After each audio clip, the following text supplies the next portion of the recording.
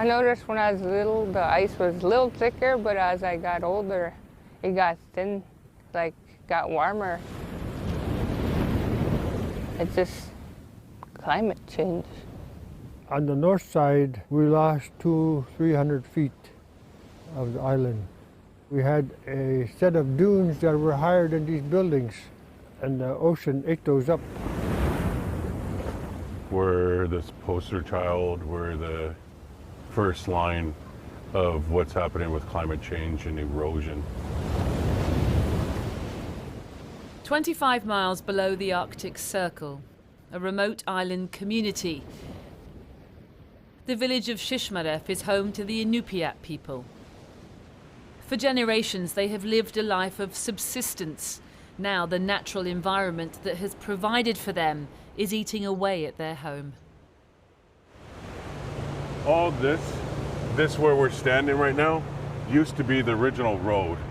You'd be able to drive here, but due to the fact that the permafrost is melting and the wave action from the storms, it's undercutting the sod, which holds everything in place, and now it just washes everything away.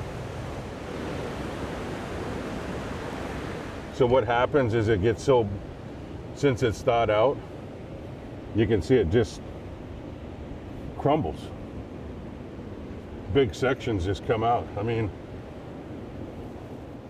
a warming planet means the permafrost that holds this land together is thawing, and as the sea ice disappears and the sea level rises, the land is falling into the ocean. Just this small sea wall protects against the constant threat of storms that could wash the whole village away. all this is basically just a Band-Aid for a wound that needs to be stitched. You know, I don't know how much more we can take of this. I mean, 5, 10, maybe 15 years we can stay on this island before it really washes away. I don't know. For Dennis and his family, leaving would mean leaving behind a way of life that their ancestors have lived for generations.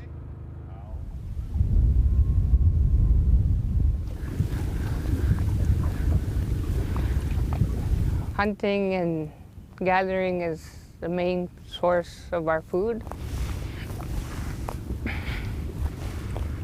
You go to the store, and something you get is like 20 bucks. It's expensive, or you could just go outside and go set a net or go boating and go hunting. How I learned how to do this is by watching my grandparents when I was growing up. And yeah, I mean, this is the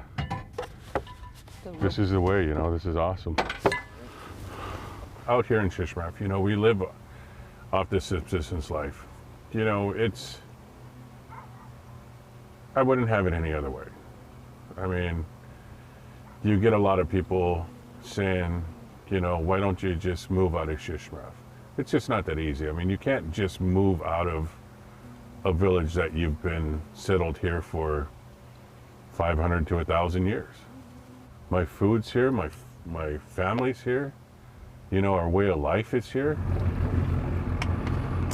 Banana away, the fish are coming. 3 generations bring in the night's catch. Hold on. Okay, there we go. A knowledge passed from elders to their young, going back hundreds of years. There's 1, 2, 3, 4, 5, 6. A way of life in tune with the environment, 9. sustaining one another. But as the environment changes, it threatens everything. Not just their homes, but the food that they eat. How come this got lumps? What do you mean? Look. Was it from the net or? No, that's not from the net. What is that? I don't know.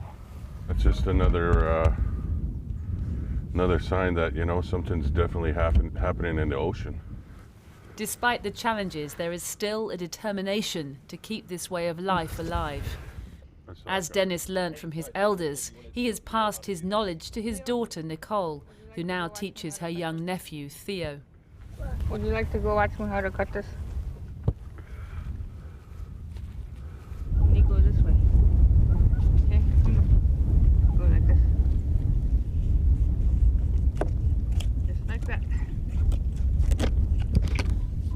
Cut it all around until you got it off. I know what that red stuff is. What's that red stuff? The blood from the fish.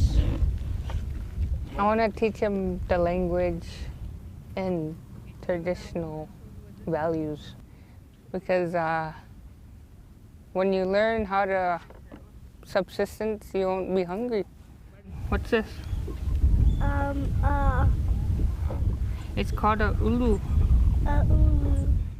Nicole is teaching Theo in Opiak, an ancient language which is under threat of dying out as the young generations are enticed by a world of smartphones and social media.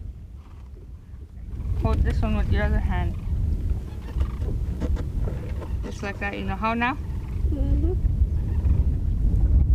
Look what you did. Good job. Found it.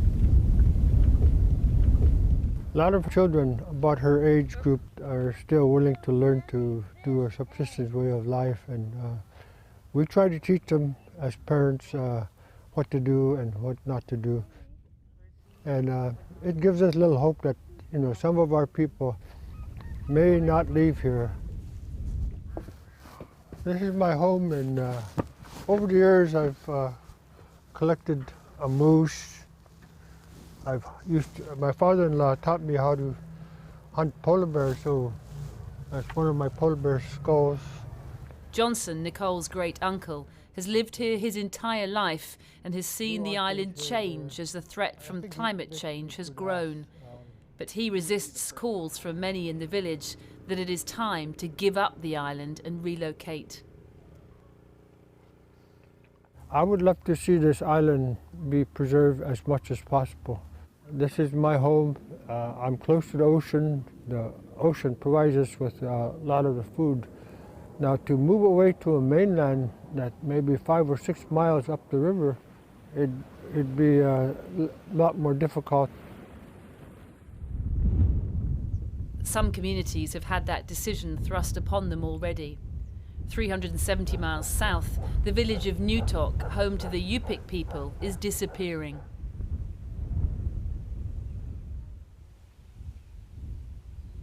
This boardwalk used to be dry, and now it's sinking due to the permafrost melting. And every single summer, they have to put another boardwalk on top, yet it sinks.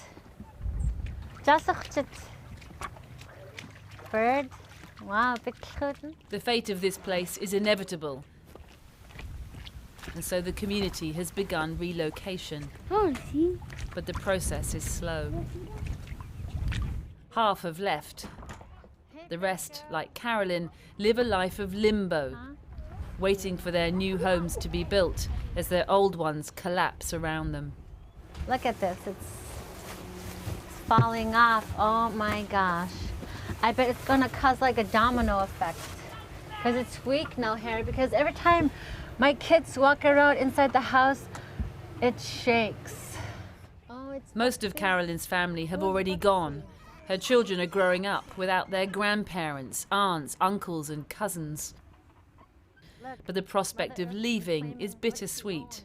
We had everything in here. There used to be band, dancing, after wedding. This is her people's home and has been for generations. The buildings have witnessed birth, life and death.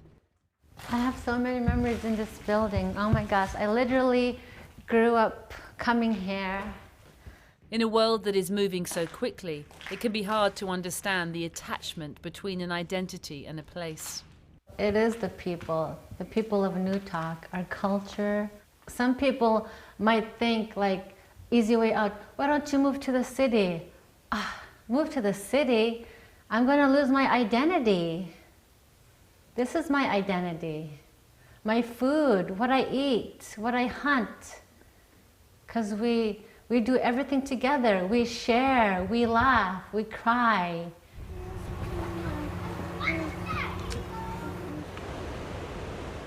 Back in Shishmaref, Dennis now faces the question of whether to stay or go. If you really think about the life expectancy of this village, you know, it's only a matter of storms.